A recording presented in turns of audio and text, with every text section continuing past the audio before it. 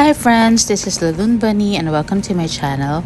Today we are going to be exploring some of my stationery and ink purchases for the past few weeks. Here are some of the items that I got from Scribe. First is this Sailor Hakura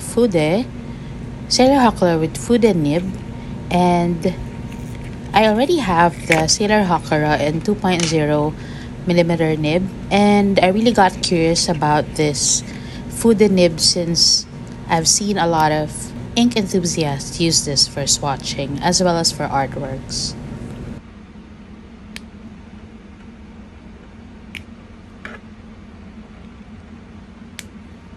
The next items are these two inks, and as you can see, I'm still not over my brown ink phase, so I bought some brown inks, Sailor Ink Studio 680 and 683. And then the next are these transfer stickers from Midori, and it is for journaling. As you can see, the recurring theme would be nature, birds, rabbits, or bunnies, and flowers. So I'll probably be using these for my Hobonichi weeks as well as my A5 cousin. So there are bunnies and birds. I really love them. It's so cute. The next would be a glass pen that I have been eyeing for quite some time now. This is the Teranishi Guitar glass pen in pink, and it is very handy and perfect for traveling. I also bought two MD A5 square notebook with thick paper, which we will be trying on and testing the latter part of this video. Another Midori product, this is the MD paper pad and A5 grid. So next would be the items that I got from a local seller here in Manila. So I got some inks and some accessories. So first one is the Diamine English English milk tea, and it is already on a Diamine bottle. So let's check it out. So this one is already on a Diamine bottle.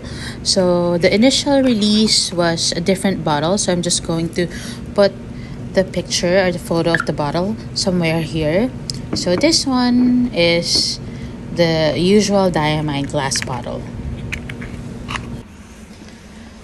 The next ink that I got is Robert Oster's Wind, and this is a limited edition or exclusive, so it's quite difficult to find. So between Gracie's and Wind, I decided to order Wind. I really love the Colorverse samples that I got, specifically Brunch Date, Coffee Break, and Walk the Dog. So I decided to get the full bottles of those inks, and hopefully I could complete the series. This ink series is called the Joy and the Ordinary ink series. So here I am just showing the beautiful packaging of the inks, and I already have this 3 plus the under the shade. So what's missing would be Delicious Sleep and Rainy Day. So moving on to the next part of this video would be the ink swatching and paper testing of the MD thick paper A5 square. So here it is. It's different from the normal MD paper as this one is thick. So I am expecting or anticipating that it would be, it would have a less chance of bleeding and less show through.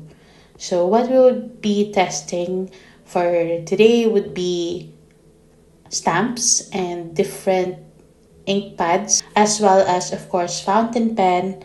And here it is, the bird stamp. The stamp pad that I used on this one, the Memento Fade Resistant Dye Ink and Toffee Crunch. So that's the first stamp pad.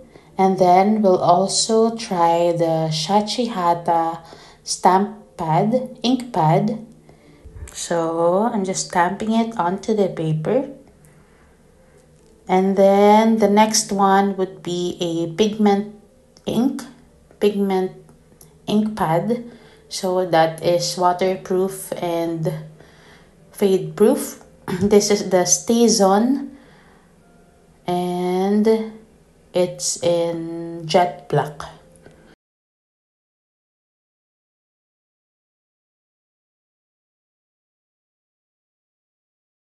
Okay, so let's check at the back. So as you can see, there's some show through, but very minimal. I also tried it on the normal MD paper. So same inks, same ink pad. So let's check and compare. So as you can see, the ghosting or show through is more apparent on the normal MD paper. Now let's swatch some inks.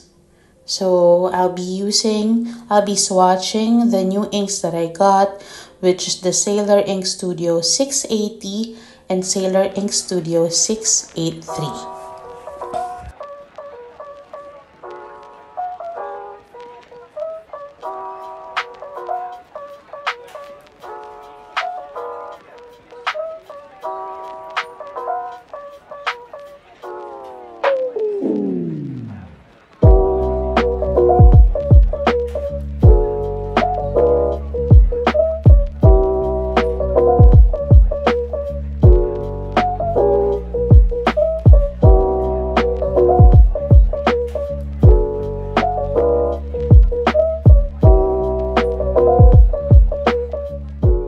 So far so good. It seems like it could handle inks well, and there's no feathering, and there's no the sheen is showing, so it could also show the ink properties. And now we are testing this paper with this Tombow Fudenosuke brush pen, and this is in hard tip.